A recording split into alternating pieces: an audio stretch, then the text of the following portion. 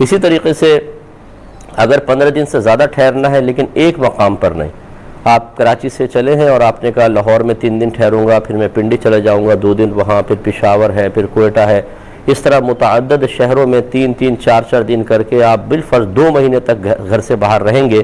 تو یاد رکھیں کہ جب تک گھر واپس اپنے شہر کی حدود میں واپس نہ آ جائیں یا آبائی وطن آپ کا ہے کہیں باہر ادھر تک نہ پہنچ جائیں، جتنا آپ یہ ٹریول کرتے رہیں گے آپ شرعی لحاظ سے مسافر ہیں اور یہ روزہ چھوڑنے کے لیے عذر ہے۔ اور شریعت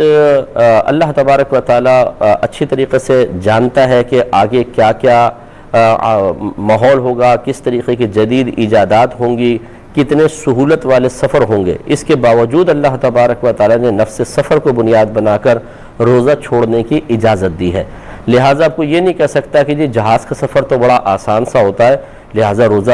رکھنا چاہیے۔ ہم اپنی عقل سے کوئی مسئلہ حل نہیں کر سکتے ہیں، اللہ تعالیٰ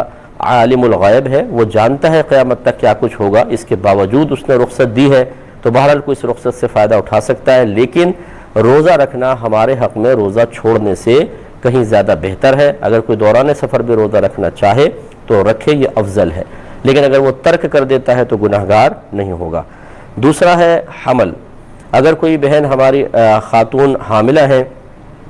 تو وہ روزہ چھوڑ سکتی ہیں، لیکن یہ روزہ ان کے لیے باعث ضرر ہو، اس وقت باعث تکلیف ہو، باعث نقصان ہو تب۔ اور اسے کیسے پتہ چلے گا؟ یہ 3 طریقوں میں سے کسی ایک سے ثبوت ہوگا۔ یا تو کوئی ماہر ڈاکٹر جو تھوڑا بہت خوف خدا بھی رکھتا ہو، وہ یہ کہے کہ اگر آپ روزہ رکھیں گی تو آپ کی جان کو یا بچے کی جان کو نقصان ہوگا، جیسے پانی کی کمی وغیرہ سے ہو جاتا ہے، اور غذا چونکہ ماں مستقل نہیں کھائے گی 30 دن تک، مطلب بیچ میں اگرچہ کھائے گی افطار کے بعد یا سحری میں، لیکن پھر بھی بعض اوقات ایک طویل گیپ کی وجہ سے بعض بہنیں کمزور ہوتی ہیں تو بچے کی زندگی پر منفی اثرات مرتب ہونے کا خوف ہوتا ہے۔ ایسی صورت میں بہن اس ڈاکٹر کی ہدایت پر روزہ چھوڑ سکتی ہیں۔ نمبر 2، سابقہ زندگی کا تجربہ، کہ پہلے کبھی پریگننسی تھی، رمضان آیا روزہ رکھے اور طبیعت بہت زیادہ خراب ہو گئی تھی، یا پھر موجودہ مشاہدہ کہ نہ ڈاکٹر نے کہا ہے نہ پہلے کوئی تجربہ، لیکن روزہ رکھا اور طبیعت بگڑنا شروع ہو گئی شدید قسم کی، تو یہ موجودہ مشاہدہ جو ہے یہ بھی انسان کے لیے ایک شرعی طور پر عذر بنتا ہے کہ وہ روزے کو چھوڑ سکتا ہے، یا شرعی عذر کے لیے ثبوت بنتا ہے کہ اب آپ روزہ چھوڑ سکتے ہیں، تو ایسی بہن چھوڑ سکتی ہیں۔ تیسرا ہے بچے کو دودھ پلانا، اس میں بھی یہی بالکل تفصیل ہے جو ابھی میں نے آپ کو عرض کی کہ کوئی ڈاکٹر یہ کہیں کہ آپ متحمل نہیں ہو سکتی کہ دودھ بھی پلائیں اور روزہ بھی رکھیں، انتہائی نقاہت اور کمزوری ہو جائے گی، اس لیے آپ بچے کو فیڈ کروائیں۔ اور اس میں بعض اوقات ایسا ہوتا ہے بچہ کوئی دوسرا دودھ قبول ہی نہیں کر رہا ہوتا، پھر تو بدرجہ والا ماں کے لیے تھوڑا سے ایسے رعایتیں نکلتی ہیں کہ جس میں ماں روزہ چھوڑ کر اپنے بچے کو فیڈ کروائے۔ اور اسی طرح سابقہ زندگی کا کوئی تجربہ تھا کہ بچے کو آپ کوئی بہن دودھ پلا رہی تھیں، روزہ رکھ لیا تھا اور بچے کی طبیعت خراب ہوئی یا عورت کی خراب ہو گئی، یا موجودہ مشاہدہ۔ چوتھا مرض ہوتا ہے، ہر مرض روزہ چھوڑنے کے لیے عذر نہیں ہے، وہی مرض روزہ چھوڑنے کے لیے عذر بنے گا، یا ایک ہم ثبوت کہہ سکتے ہیں کہ ثبوت بنے گا کہ جس کو 3 طریقوں میں سے کسی ایک سے ثابت کیا جائے، جیسے بھی آپ کو عرض کیا کہ پہلی بات تو یہ کہ وہ مرض ایسا ہونا چاہیے کہ انسان ہلاک ہو جائے گا یا اس کو شدید نقصان ہوگا، یا مرض ایسا ہے کہ اگر روزہ رکھیں گے تو بہت دیر میں ٹھیک ہوگا اور وہ باعث تکلیف ہے بہت زیادہ، تو ایسی صورت میں روزہ چھوڑ سکتے ہیں۔ لیکن وہی بات ہوگی کہ ڈاکٹر مشورہ دے تب، یا آپ کا سابقہ زندگی کا تجربہ تھا یا موجودہ مشاہدہ تھا، تب روزہ چھوڑا جا سکتا ہے۔ یہ جو بعض لوگ صرف تھوڑا سا آنکھ میں درد ہوا، تھوڑا سر میں درد ہوا اور چھوڑ دیتے ہیں، یہ صحیح نہیں ہے۔ 5واں ہے بڑھاپا،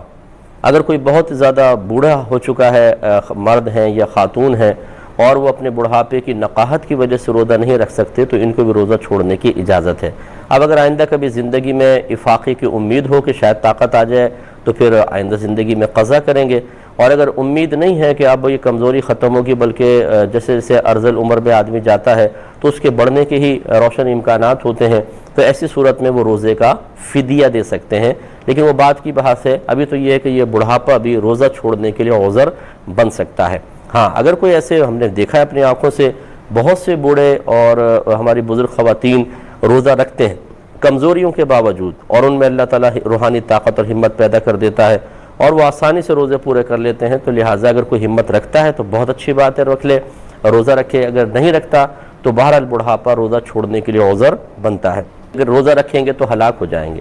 یہ ہوتا ہے کہ جو بہت ہی کمزور قسم کا شخص ہوتا ہے بیچارہ، بہت ہی کمزور، کہ اگر وہ روزہ رکھے گا تو سانس ہی بند ہو جائے گا اس کا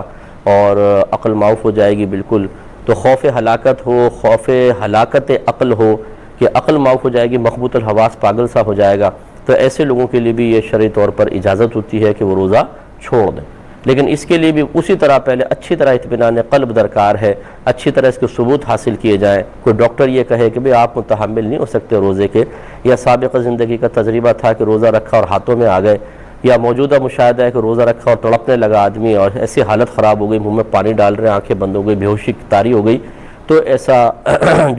ایسی کمزوری یہ شرعی طور پر عذر بنتی ہے. ایک عذر ہوتا ہے اکراہ، کسی نے گن پوائنٹ پر مجبور کر دیا ہے کہ وہ روزہ نہیں رکھے گا اور یقین ہے کہ جو یہ کہہ رہا ہے وہ کر گزرے گا. مثلا کسی نے کہا کہ اگر تم نے روزہ رکھا تو میں گولی مار دوں گا، اور ہے وہ پاگل اور خپتی قسم کا، اور پتہ ہے کہ اگر روزہ رکھیں گے تو واقعی گولی مار دے گا. تو اب یہ اس کی شرارت سے اور اپنی جان جانے کے خوف کی وجہ سے جان بچانے کے لیے روزہ ترک کرنا شرعی طور پر جائز ہو جائے گا.